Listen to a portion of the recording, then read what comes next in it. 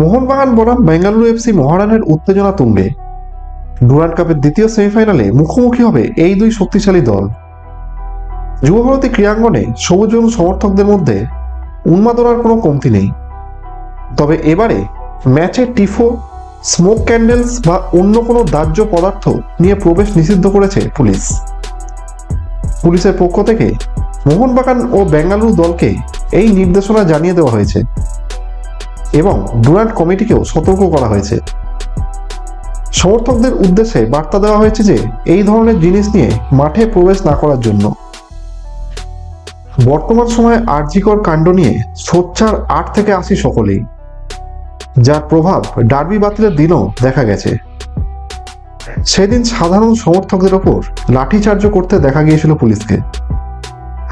শাসকের ভাবমূর্তির প্রতি কোনো রকম কালিমালিপ্ত করার পরিস্থিতি যাতে না তৈরি হয়, তাই ভয় পেয়েই ডার্বি বাতিল করা হয়েছিল বলে মত জনসাধারণের। এইবার ডুরান্ড সেমিফাইনাল তাৎপর্যপূর্ণভাবে আগামীকাল ছাত্রদের ডাকে নবান্ন অভিযান, তাই যথেষ্ট সতর্ক শাসক এবং শাসকের পুলিশ। তাই এই মতো অবস্থায় এই টিফো নিয়ে স্টেডিয়ামে ঢুকতে না দেওয়াটা যথেষ্ট প্রশ্নচিহ্ন তৈরি করছে সমর্থকদের মধ্যে। গ্রুপ পর্বে ডার্বি ম্যাচ বাতিল হওয়ার পর এই সেমিফাইনালকে ঘিরে মোহনবাগানের সমর্থকদের মধ্যে উন্মাদনা তীব্র। গতবারের ডুরান্ড চ্যাম্পিয়ন ছিল মোহনবাগান, যারা ফাইনালে ইস্টবেঙ্গলকে পরাজিত করেছিল।